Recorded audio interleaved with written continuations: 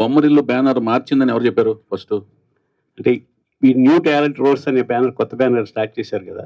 Bommarillu బ్యానర్కి producer నేను. Okay. నేను only దీనికి కూలీ పని చేస్తానన్నా. ఓకే. వినాయకరావు గారు, మీరు అల్లూరు సీతారామరాజు ఊటీలో షూటింగ్కి వెళ్ళి రామారావు గారిని ప్రశ్నించారు, రాజకీయాల్లోకి వచ్చారు. మీరు కొత్త ప్రశ్న వేస్తూ నన్ను దేనికి పంపిద్దామని చూస్తున్నారు. అయితే ఏంటంటే అన్న, ఆ బొమ్మరిల్లు బ్యానర్కి నేను ప్రొడ్యూసర్ని, దర్శకుడిని కూడా. ఆవిడ సమర్పిస్తారు. ఈ బ్యానర్ ఏంటంటే ఆవిడి full time producer with the support, backing support of her friends, America friends ఆవిడకి సపోర్ట్ చేస్తుండగా ఆవిడ వాళ్ళ త్రూ ఆవిడ ప్రొడ్యూస్ చేస్తుంటుంది. సో దానికి ఓన్లీ నేను మాత్రమే ప్రొడ్యూసర్, నేను డైరెక్షన్ మాత్రమే చేస్తుంటాను. ఉద్దేశం ఏంటంటే ఏమీ లేదు. అది ఉద్దేశం ఏంటంటే మధ్యలో 3, 2, 1 ఏమీ లేదు. ఓకే. మీరు ఎన్టీఆర్ అభిమానం సంగతి అందరికీ తెలిసింది.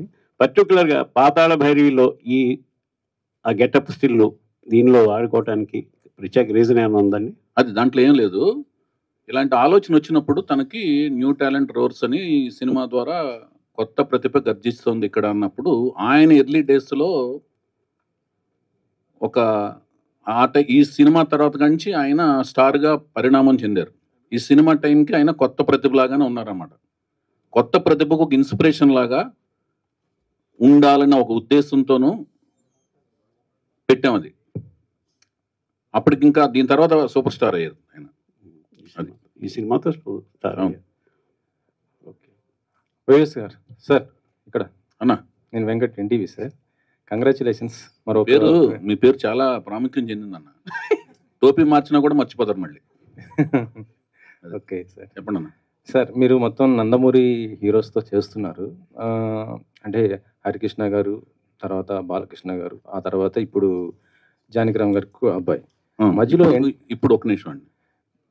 ఫస్ట్ మీరు అడిగిన దాంట్లోనే నేను ఎవరు ఫ్యాన్ అండి? Rapid fire. నేను ఎవరు ఫ్యాన్ని? ఎన్టీఆర్ గారి ఫ్యాన్. నాకు ఎవరు ఇచ్చారు బ్రేక్? ఎన్టీఆర్ గారు. అక్కినేని గారు.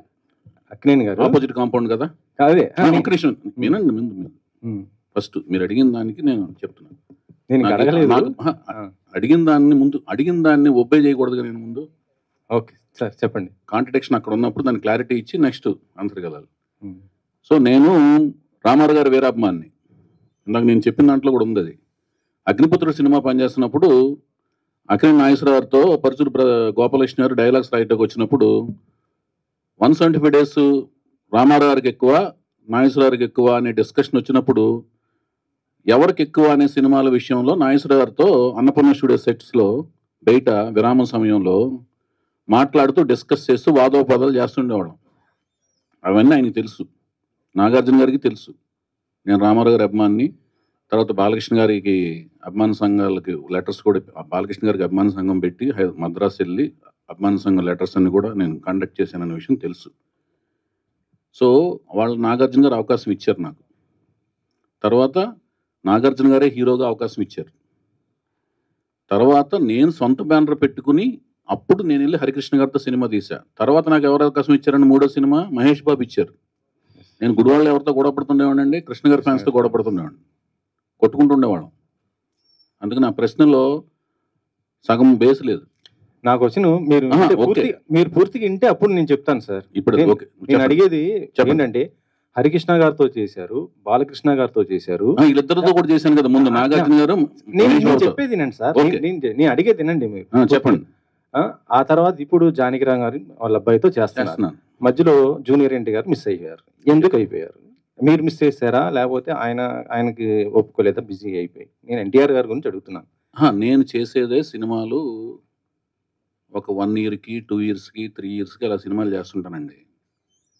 నాకేంటంటే కథ నేనే రాసుకుంటాను. రాసుకున్న తర్వాత ఆ రాసుకున్న కథకి ఎవరు అవసరం అనుకుంటే వాళ్ళ దగ్గరికి వెళ్ళి అప్రోచ్ అయ్యి సినిమా తీస్తాను. అందుకని ఈ బస్సు దిగి ఇంకో బస్సు వెంటనే ఎక్కేద్దాం అనే తాపత్రయము, కంగారు లేదు లైఫ్లో. నేను ప్రేమ వివాహం చేసుకున్నా. ప్రేమ వివాహం చేసుకున్న తర్వాత ఏమవుద్దండి, భార్య పట్ల విధేయతను, బాధ్యత, కుటుంబం, వాళ్ళతో కూడా సరదాగా తిరుగుతుంటాను. ప్రపంచాన్ని కళ్ళతో చూడటం కంటే కూడా టీవీలో చూడటం కంటే కూడా కళ్ళతో చూడాలి, కాళ్ళతో నడవాలని అనుకుంటాను ప్రపంచంలో చూసే ప్రదేశాలు. సో అవన్నీ చూస్తూ ప్రపంచంలో అన్నీ తిరుగుతూ నేనే కథ రాసుకుని నేనే సినిమా తీసే ప్రాసెస్లో చాలా మంది దగ్గరికి వెళ్ళే అవకాశం తక్కువ. కంటిన్యూటీ ఆఫ్ సినిమాలు చేస్తుంటేనే అందరి దగ్గరికి వెళ్ళాలి. ఇప్పుడు లాహిర్ లాగర్ అయిన వెంటనే నేను పెద్ద హీరోల దగ్గరికి వెళ్ళి ట్రై చేయొచ్చు. నేను వెంటనే ఎవరితో తీశానండి, సేతయ్య అని మళ్ళీ హరికృష్ణ గారితో తీశాను.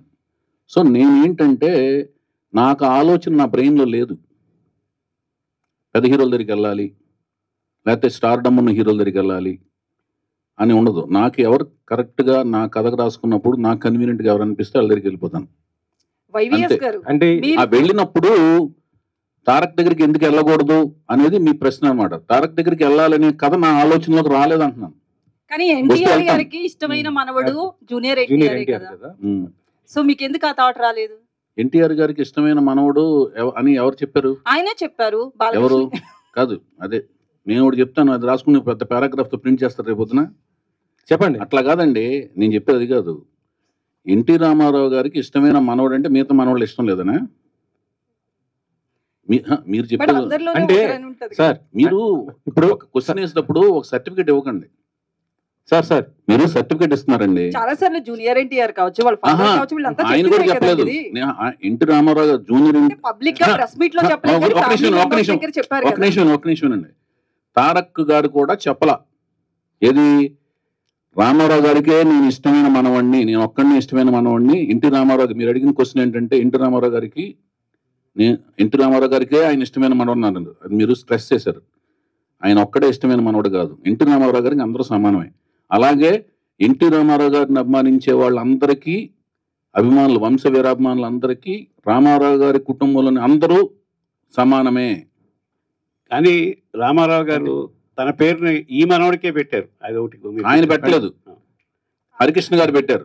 హరికృష్ణ గారు ఇప్పుడు మీరు చెప్పేదనండి, మీరు ఇప్పుడు వినాయకరావు గారు రామారావు గారు పెట్టలేదు, హరికృష్ణ గారు జానకిరామ్, కళ్యాణ్ రామ్, తారక రామ్ అని ఆయన పెట్టారు పేర్లు. కానీ ఎన్టీఆర్ గారు యాక్సెప్ట్ చేశారు కదా సార్? యాక్సెప్ట్ చేశారు. ఇప్పుడు ఇంకొకటి అడుగుతున్నాను, మీకు న్యూ టాలెంట్ రోర్ సెట్ అనే ఒక సంస్థ స్థాపించి ఒక ప్రొడక్షన్ చేయబోతున్నా. దానికి సంబంధించిన ప్రశ్నలు కావాలా, రామారావు గారి ఫ్యామిలీకి సంబంధించిన దీనికి సంబంధించి ఏంటంటే ఒక్క నిమిషం అండి, ఒక్క నిమిషం అండి. నేను ఎందుకు చేయలేకపోయినా చెప్పాను. రామారావు గారి ఫ్యామిలీకి సంబంధించిన వాళ్ళ ఇంట్లోని సంబంధించిన కుటుంబానికి సంబంధించిన విషయాలు, దాంట్లో ఉన్న ఇండివిజువల్ డీటెయిల్స్ అవన్నీ మీకు కావాలంటేనేమో అది వేరే రకమైన డిస్కషన్ పెట్టుకుని దానికి సంబంధించిన వ్యక్తులు సమాధానాలు చెప్తారండి. నేను ఇండివిజువల్ అడగలేదు, మీరు ఎందుకు మిస్ చేశారో నేను అడిగాను. ఎందుకంటే మొత్తం నందమూరి హీరోస్ ఎక్కువ చేసింది మీరే. ఇప్పుడు చెప్తున్నాను, అప్పుడు ఇంతవరకు రాలేదు, అది ఇంతవరకు అలాంటిది ఆలోచన రాలేదు. వచ్చినప్పుడు ఆయన దగ్గరికి వెళ్తాను, తీస్తాను, అది ఓకేనా? ఇప్పటి వరకైతే రాలేదు. ఇప్పుడు నాకు ఈ సినిమా అలాంటి అవకాశం ఇచ్చి సక్సెస్ ఇచ్చి ఆ తర్వాత అలాంటి కథ వస్తే డెఫినెట్గా తీస్తాను. ఓకేనండి? ఓకే అండి. సరే, ఇంకో అది ఓకేనా మీకు? అది కూడా హ్యాపీనా? మీరు అందరితో చేయాలని మేము కోరుకుంటాం సార్. అదే చౌదరి గారు, ఇంకో క్వశ్చన్ సార్. మీరు అంటే ఇందాక ఈ రోజు మహేష్ గారి బర్త్డే, ఆ బర్త్డే సందర్భంగా అంటే ఆయనతో గతంలో యువరాజ్ సినిమా చేశారు. అప్పుడుగా ఆయన సూపర్ స్టార్ కాదు, కానీ ఇప్పుడు రాజమౌళి గారితో కూడా చేస్తూ ఒక మళ్ళీ ఫ్యాన్ వరల్డ్ మూవీ చేయబోతున్నది, అంత గొప్ప స్థాయికి ఎదిగాడు కదా. ఎలా అనిపిస్తుంది? అంటే మీరు అంత ఎక్స్పెక్ట్ చేశారు మీ ఫ్యూచర్ లో అంత గొప్పగా అవుతాడు అనేసి మీకు అనిపించింది? మహేష్ బాబు చాలా మంచి పొజిషన్లోకి వెళ్తాడని నేను ఎక్స్పెక్ట్ చేయడం కాదండి, ప్రపంచం అంతా కూడా కన్ఫర్మ్ చేసింది. ఆయన బాలనటుడుగా ఉన్నప్పుడు ప్రపంచం కన్ఫర్మ్ చేసిన వాళ్ళు బాలకృష్ణ గారండి. ఫస్ట్ నందమూరి బాలకృష్ణ గారిని ప్రపంచం కన్ఫర్మ్ చేసింది. ఎప్పుడు తాతమ్మ కళ సినిమా చేస్తున్నప్పుడు కానీ, అన్నదమ్ముల అనుబంధం సినిమా చేస్తున్నప్పుడు కానీ, దాని తర్వాత కొంచెం టీన్స్ పెరిగిన తర్వాత అభిమన్యుడు క్యారెక్టర్ వేస్తారు చూడండి, దానవీర సూరకర్ణ అన్నప్పుడు ఇతనురా కన్ఫర్మ్డ్గా అద్భుతమైన నటుడు అవుతాడు, నందమూరి వారసుడు అవుతాడని. అట్లాగే మహేష్ బాబుకి కన్ఫర్మ్ చేశారు ఘట్టమనేని వారసుడు అవుతాడు ఇతను, డెఫినెట్గా సూపర్ స్టార్ అవుతాడని. సో నాకు నా సినిమా యువరాజు సినిమా దొరకటం అనేది నేను చాలా అదృష్టం కింద ఫీల్ అయ్యాను. అతను ఒప్పుకోవటం అనేది, అన్ని సినిమాలు వెయిటింగ్లో ఉంటే ఎన్ని పక్కన పెట్టి నా పర్సనల్ చాయిస్కి ఒక రిస్క్తో కూడిన ఎలిమెంట్ని ఒప్పుకుని ఆయన సినిమా చేయడం అనేది చాలా గొప్పగా ఫీల్ అయ్యాను. అంతేకాకుండా చాలా అందమైన మనిషి, అంటే కృష్ణుడు అంటే మీసాలు తీసిన పేడి మొహంలా లేకుండా చిరునవ్వుతో ఉన్నట్టుగా అనిపించాలండి. లిప్స్ పోర్షన్ దగ్గర పేడి మొహం తత్వం రాకూడదు. అలా ఉన్న లక్షణాలు ఈయనకు ఉన్న మెండుగా ఉన్నాయి. అందుకని నేను పట్టి మరీగా యువరాజ్ సినిమాలో కృష్ణుడి గడపలో ఆయన ఏంచి రిక్వెస్ట్ చేసి ఆయన ఎంతో ఒప్పించి కృష్ణుడి గడపలో చూసుకున్నాను ఆయన్ని. ఇప్పుడు చాలా నెట్వర్క్స్, సోషల్ నెట్వర్క్స్లో బాగా హల్చల్ అవుతుంది. మహేష్ బాబుని కృష్ణుడి కింద వేస్తే చూడాలని అనుకుంటున్నాం. నాకు అప్పుడే అనిపించింది, మీకు అర్థమైంది కదా నేను చెప్పిన లాజిక్ బిహైండ్ దట్. ఆ పెదాలు ఎలా ఉండాలంటే నవ్వినా కూడా మీసాలు లేకపోయినా కూడా మృదుత్వం ఉండాలి. కృష్ణుడికి చిరునవ్వులో మృదుత్వం ఉంటేనే ఆ కృష్ణుడికి అదేంటి కోమలత్వం ఉంటుంది. ఆ కోమలత్వం ఆయనలో ఉంటుంది. అందుకనే నేను ఆ లిరిక్స్ కూడా యువరాజ్ సినిమాలో చందమామలాగా చల్లనివాడే, చిన్ని కృష్ణలాగా అల్లరివాడే అని లిరిక్స్ రాయించుకున్నా వేటూరు గారితో. వైవిఎస్ గారు చెప్పండి సార్. క్వశ్చన్ ఏంటంటే కీరవాణి గారితో అంటే ఇప్పుడు మ్యూజిక్ సెట్టింగ్ చేయించారా సార్? అంటే ఎలా వస్తుంది ఏంటి అది మ్యూజిక్ కంపోజింగ్ స్టార్ట్ అయిన వెంటనే స్టార్ట్ అయినాయి అని చెప్పి ఒక అద్భుతమైన వీడియో షాట్ సోషల్ నెట్వర్క్స్లో పెడతామండి. ఆయనతో డిస్కషన్స్ అయితే ఒక ప్రిలిమినరీ సిట్టింగ్స్ లాంటివి మామూలుగా మాట్లాడుకునే డిస్కషన్ సిట్టింగ్స్ లాంటివి జరిగినాయి. మిగతా range of sittings, next level of sittings జరిగిన వెంటనే అన్ని నేను పెడతాను, వీడియో షార్ట్స్ అవి పెడతాను. ఎందుకంటే మీ సినిమాకి మ్యూజిక్ చాలా హైలైట్ ఉంటుంది, చాలా ఇంప్రెస్గా ఉంటుంది. మీ ఫస్ట్ సినిమా ఏదైనా డెఫినెట్గా అయితే ఆయన మనసు పెట్టి మనసావచ కర్మన పనిచేస్తారండి. నేను అంతే మనసావచ కర్మన ఆయనతో పని చేయించుకుంటాకి విపరీతంగా శ్రమిస్తాను, కష్టపడతాం. ఓకే సార్, నెక్స్ట్ లెవెల్లో ఉంటుంది, ఆ లెవెల్లో ఉంటుంది, అవన్నీ అసలు నేను ఎప్పుడు మాట్లాడను. సార్ సాయిమాధవ్ గారు, ఈ సినిమాలో అంటే డైలాగ్స్ ఎలా ఉండబోతున్నాయి? ఎందుకంటే RRR లాంటి ఒక మూవీకి మొత్తం మీరు చేసిన ఏ డైలాగ్ అయినా పవర్ఫుల్ డైలాగ్లు ఉండబోతుంది. ఇప్పుడు ఒక మంచి డైరెక్టర్తో చేస్తున్నారు కదా, డైలాగ్స్ ఏ విధంగా ఉండబోతున్నాయి ఏంటి అసలు? ఖచ్చితంగా బాగుంటాయండి. ఎందుకంటే కథలో అవకాశం ఉంది, మంచి డైలాగ్స్ రాసే అవకాశం ఆ కథలో ఉంది. కథ వినగానే నాకు అనిపించిన ఫస్ట్ ఫీలింగ్ ఏంటంటే కథ బాగుంది, ఈ సినిమాకి నేను బాగా రాయొచ్చు, నేను కూడా కనిపించవచ్చు అనేటువంటి ఆలోచన ఆ కథ నాకు ఇచ్చింది. ఖచ్చితంగా డైలాగ్స్ బాగుంటాయి. త్వరలో రిలీజ్ కాబోతున్న గేమ్ చేంజర్ కూడా మీరు మంచి రాశారు కదా, అవును. ఆ డైలాగ్స్ ఎలా ఉండబోతున్నాయి? ఖచ్చితంగా బాగుంటాయి సార్, అద్భుతమైన డైలాగ్స్ ఉంటాయి ఆ సినిమాలో. వైవిఎస్ గారు, సో హలో అన్న చెప్పండి. సో క్వశ్చన్ ఏంటంటే మొన్న ఒక లాస్ట్ ప్రెస్ మీట్లో అంటే మీరు ఇంట్రడ్యూస్ చేసిన హీరో మీద ఒక కామెంట్ చేశారు. ఎవరండి? రామ్ గారి మీద. దేవదాస్ మూవీకి కామెంట్ ఏం చేయాలి, తమ్మునేలు కామెంట్ చేసింది ఏం కాదు. సో తమ్మునేల్స్ అనేవి మా జనబాహుల్యంలోకి వచ్చేసినాయి. అవి కూడా ప్రాణాలు ఉంటున్నాయి. అవి ప్రాణం పోసుకుని, పురుడు పోసుకుని, ప్రాణం సంతరింపజేసుకుని అవి సో వికృత రూపాలే తిరుగుతున్నాయి మనుషుల మధ్యన, గోస్ట్ లాగా. సరే సార్, అలా నెగిటివ్ గా బాగా స్ప్రెడ్ అయింది. లేదు, క్వశ్చన్ ఏంటంటే అది మీరు ఇంట్రడ్యూస్ చేసిన హీరో ఇప్పుడు పాన్ ఇండియా ఫిలిం లో యాక్ట్ చేస్తున్నారు అండ్ రిలీజ్ రెడీగా ఉంది. అసలు రాము, నేను పరిచయం చేసిన వెంకట్, ఆదిత్య ఓం, రామ్, సాయి ధరమ్ తేజ్, మీరు అడిగి చాలా మంచి పని చేశారు. సాయి ధరమ్ తేజ్, హరికృష్ణ గారు, వాళ్ళు నా హృదయంలో టాటూ లాగా ఉంటారు. సో ఆయనది డబల్ ఇస్మార్ట్ అని ఒకటి రిలీజ్ రెడీ, బ్లాక్ బస్టర్ అవ్వాలని మనస్ఫూర్తి కోరుకుంటాను. అండ్ నా రూమ్మేట్ రవితేజ నా హృదయంలో ఉంటాడు, ఆయనది కూడా సినిమా రిలీజ్ రెడీ. అదే, ఇది నిజంగానే చెప్తున్నాను. చౌదరి 100 రూపాయలు, ఇద్దరు సినిమాలు హిట్ అవ్వాలి. ఎందుకంటే రవితేజ ఎంత కష్టపడి పైకి వచ్చాడు నాకు తెలుసు. అతను పడిన కష్టం వెనకాల, ప్రతి కష్టం వెనకాల నేను కూడా ఉన్నాను. ఏది ప్రత్యక్ష సాక్షి, పరోక్ష సాక్షిగా ఉన్నాను. ఇద్దరు రూమ్మేట్స్, రవితేజ నేను 8 years. ఓకేనండి? ఓకే. అండ్ మీరు చాలా సినిమాలు రిలీజ్ చేశారు. తమ్మునేలు సరిగ్గా తప్పు పెట్టారు, రాముకి తెలుస్తుంది అది. తమ్మునేలికి ప్రాణాలు పోసి ఆయన క్వశ్చన్స్ అందించకండి భయ్యా. సరే సార్, మీ సినిమాల్లో లాహిర్ లో నుంచి చాలా మంచి సినిమాలు ఉన్నాయి, ఫ్యామిలీ ఓరియంటెడ్ ఫిలిమ్స్. సో ఇప్పుడు రిలీజ్లు హవా నడుస్తుంది. సో మీ సినిమాల్లో రిలీజ్ చేయాలంటే ఏ సినిమా రిలీజ్ చేస్తారు? అండ్ సీక్వెల్ తీయాలంటే ఏ సినిమాకి సీక్వెల్ చేస్తారు? సీక్వెల్స్ తీయాలి అనుకున్న క్యారెక్టర్, అనుకున్న ముగింపులతో నేను ఏ సినిమా తీయలేదు ఇప్పుడు దాకా. అందుకని సీక్వెల్స్ తీయను. రీ రిలీజ్ చేయాలంటే ఏ సినిమా రీ రిలీజ్ చేస్తారు? అది డిమాండ్ని బట్టి రీ రిలీజ్ చేస్తాను. డిమాండ్ వస్తే రీ రిలీజ్ చేస్తాను. డిమాండ్ రావడం అంటే ఏంటంటే ఎవరిని వచ్చి బాబు మేము ఇంత డబ్బులు ఇస్తాం మీరు ఇస్తారా అంటే రీ రిలీజ్ చేస్తాను. మీ సినిమాలు రిలీజ్ అవ్వడానికి ఎందుకు ఇంత టైం పడుతుంది? ఇంత లేట్ ఎందుకు అవుతుంది? నేను ప్రేమ వివాహం చేసుకున్నాను.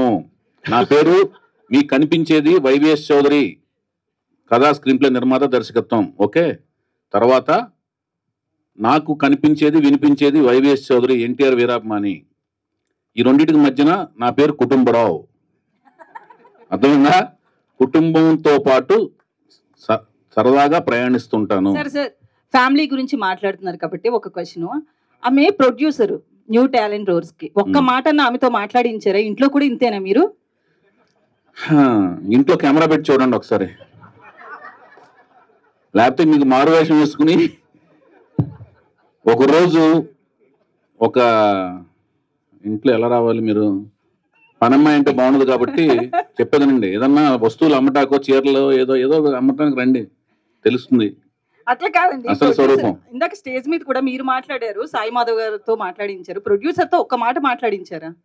ఆవిడ మైక్ టైసన్ కాదండి, డబ్బులు పెడుతున్నారు చెప్పేదండి. ఆవిడ మైక్ టైసన్ కాదు, నేను మైక్ టైసన్ ని. లోపల మాత్రం ఆవిడ టైసన్ మించిన బలవంతురాలు. వైవిఎస్ చౌదరి గారు చెప్పండి. ఇక్కడ వైవిఎస్ గారు కంటిన్యూ చేసి ఆపేస్తా. ఇంకా క్వశ్చన్. యాక్చువల్లీ మీరు సీనియర్స్ అని తీసుకున్నారు, లిరికిస్ట్ గా కావచ్చు వీళ్ళంతా, కీరవాణి గారు, సాయి మాధవ్ గారు. బట్ ఆర్టిస్టుల విషయానికి వస్తే కొత్త వాళ్ళు తీసుకుంటున్నారు. ఏంటి డిఫరెంట్ ట్రాక్స్? కాదండి, వీళ్ళు ఒక సాహిత్యము సంపద అంతా ఉంటుంది కదండి. సాహిత్యము తర్వాత సంగీతము, ఇదంతా ఏంటంటేనండి అది విషయ పరిజ్ఞానం. ఆ విషయ పరిజ్ఞానం అనేది వాళ్ళతో పోటీ తత్వం. మనకంటే తెలివితేటలు ఎక్కువ ఉన్న వాళ్ళతో సంభాషించి సంగీతపరంగా కానీ సాహిత్యపరంగా కానీ వాళ్ళతో పోటీ పడి వాళ్ళ దగ్గర నుంచి విషయాన్ని డ్రా చేసుకోవాలండి. ఓకేనండి. ఇక్కడ నటీనటుల తత్వానికి వచ్చేదానికి ఏమవుతుందంటే కొత్త టాలెంట్ని నాకు 13 ఏళ్ళ ఎక్స్పీరియన్స్ ఉందండి సినిమా ఫీల్డ్కి వచ్చిన తర్వాత. అసిస్టెంట్ డైరెక్టర్గా, అసోసియేట్గా విపరీతమైన నేను ఈ రంగాల్లో అన్నిటిలోనూ ఇట్లో నైపుణ్యం ఉంది, అవగాహన ఉంది, నటన పరంగా అన్నిటి మీద పట్టు ఉంది. కానీ వీటి మీద నేను రాసేది కథ రాయగలను కానీ డైలాగ్ రాసేదాని మీద నాకు పట్టు లేదు. సంగీత పరంగా అవగాహన ఉంది కానీ సంగీతం చేసేంత పట్టు లేదు. సాహిత్య పరంగా లిరిక్స్ పరంగా అవగాహన ఉంది కానీ చేయించుకోగలిగిన అవగాహన ఉంది కానీ రాయించుకోగలిగిన అవగాహన ఉంది కానీ దాని మీద పట్టు లేదు. నటన పరంగా మాత్రం నేను చేయించగలను, వాళ్ళు చేయకపోతే చేసి చూపించగలను, అందుకని వాళ్ళని తీసుకుంటున్నాను. సార్ చౌదరి గారు, సార్ హీరోయిన్ కోసం బయట ఎక్కడో తిరిగారు, ఇంట్లోనే అందమైన పాప ఉంటే ఎందుకు హీరోయిన్ గా ట్రై చేయలేదు? ఇంట్లో అందమైన పాప ఎవరండి? మీ అమ్మాయి ఎలమంచిలో ఎక్కుతా. ఆ పాప వస్తే ఫస్ట్ టైం హీరోయిన్ ఆవిడే అనుకున్నాం. మీరు అనుకున్నారు అలాగూ? వెంకట్ గారు నిజం సార్ అది.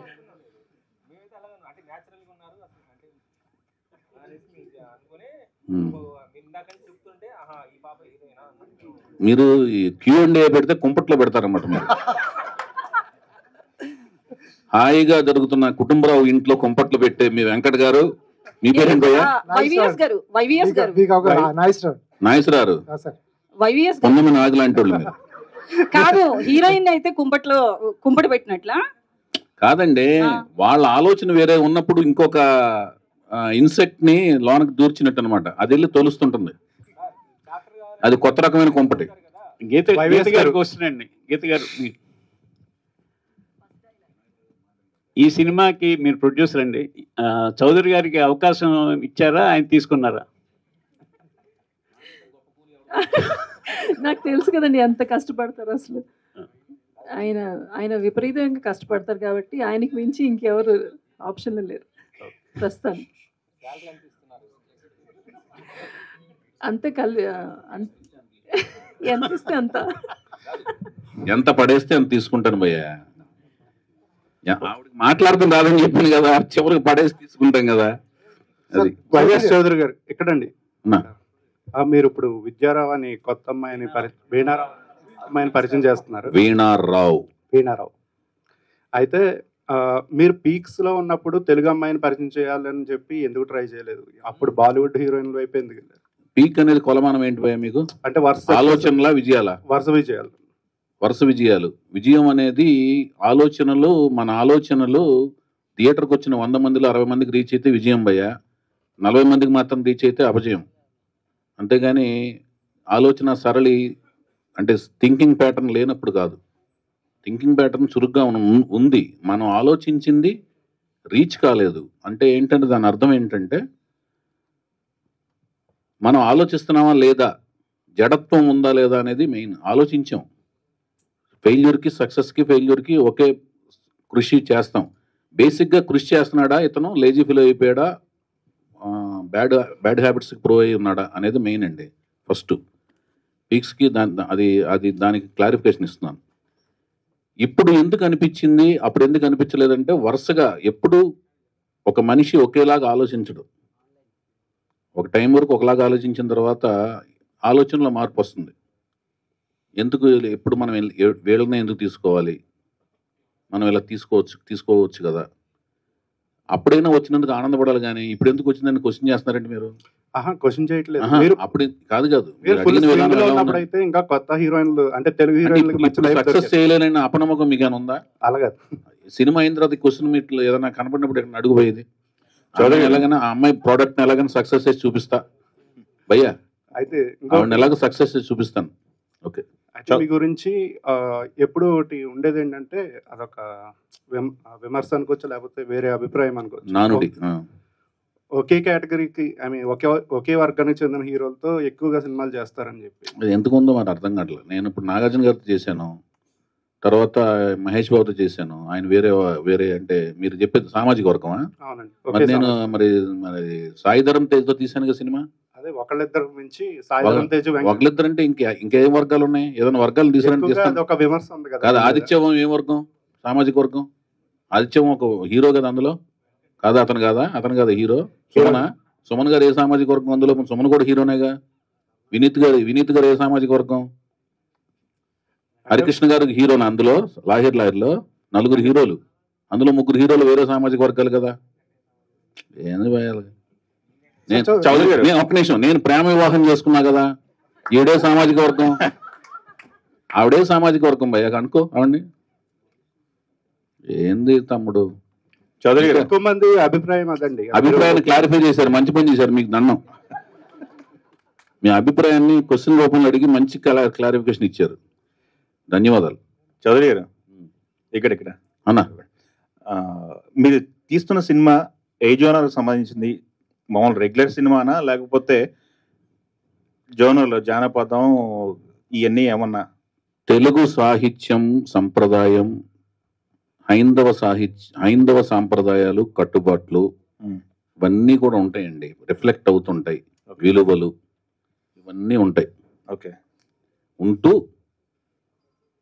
ఒక సంగీతం సాహిత్యం ఉంటూ ఒక రోమాంచితమైన యాక్షన్ సన్నివేశాలు, ఉత్సుకత కొనసాగే సినిమా.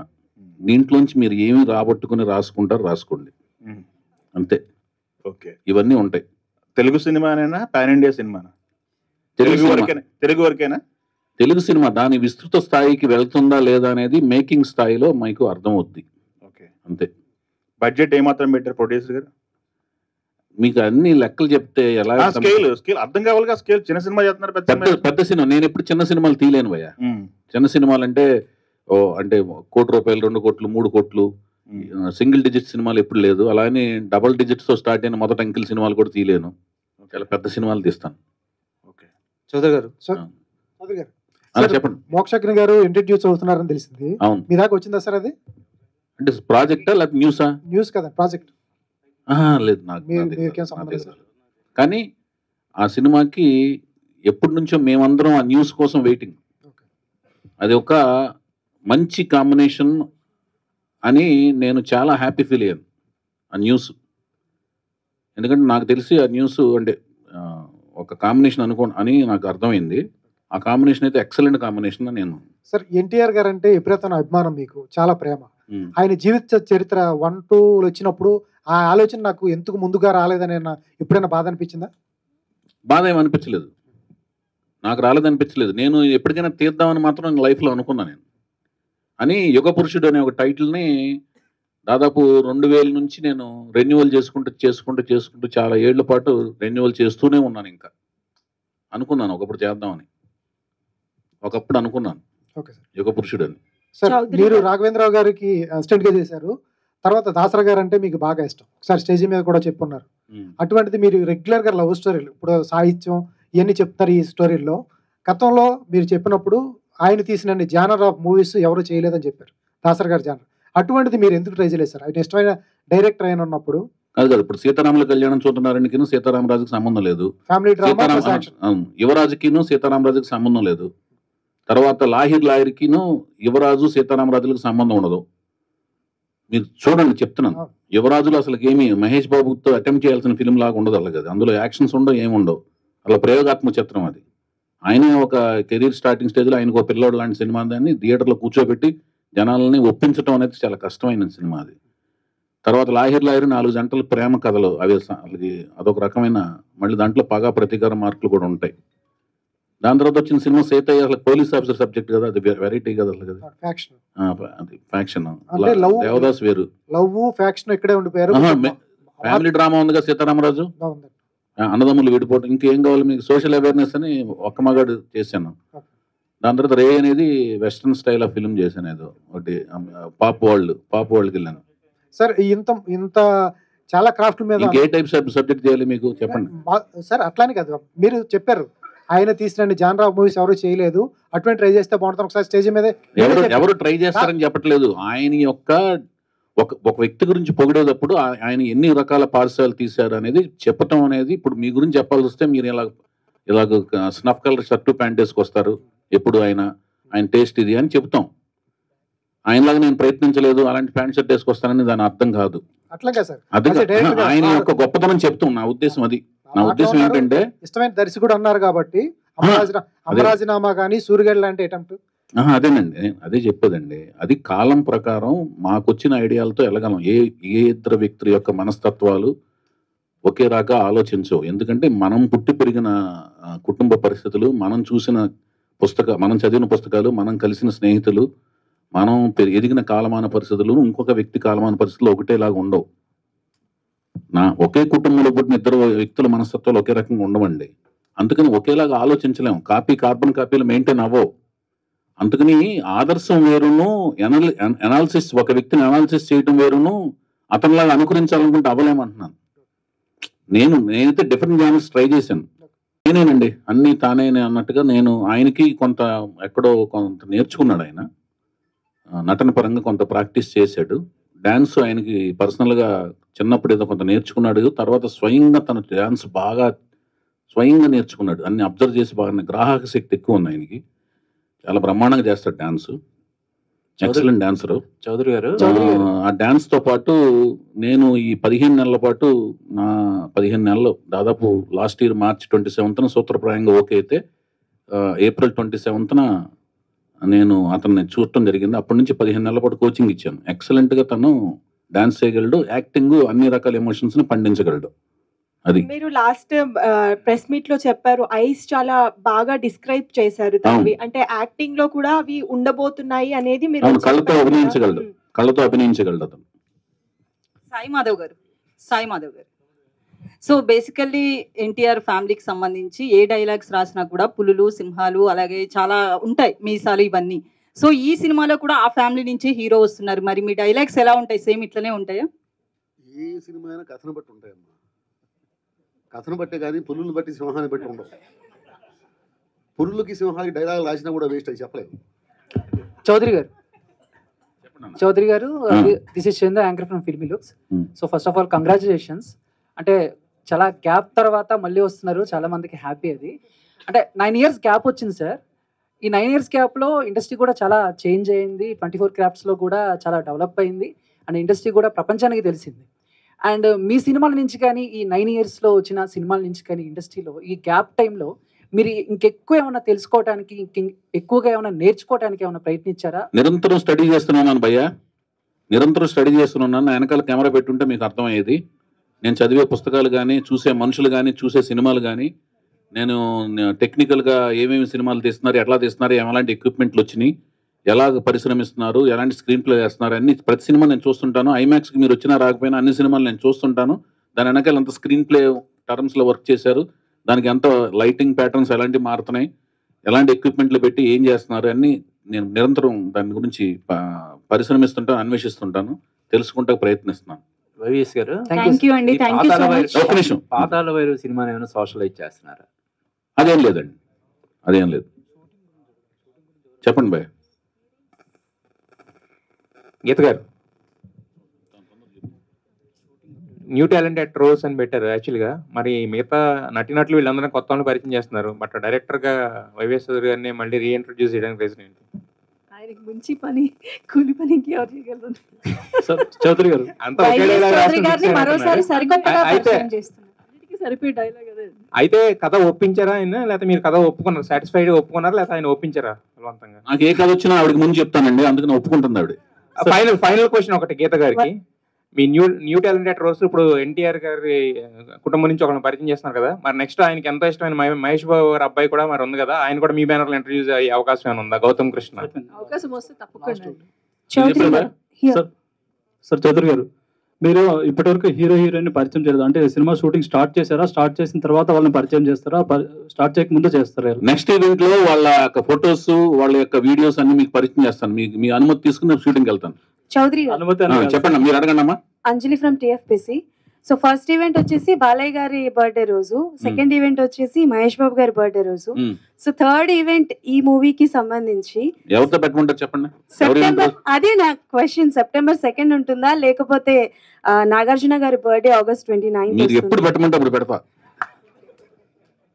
ఓకే, నెక్స్ట్ ఎవరి బర్త్డే కోసం ఎదురు చూడాలని అంతేనా? Yeah, thank you so much for this lovely interaction. మన మరిన్ని వేదికల్లో ఈ సినిమా గురించి ప్రాజెక్ట్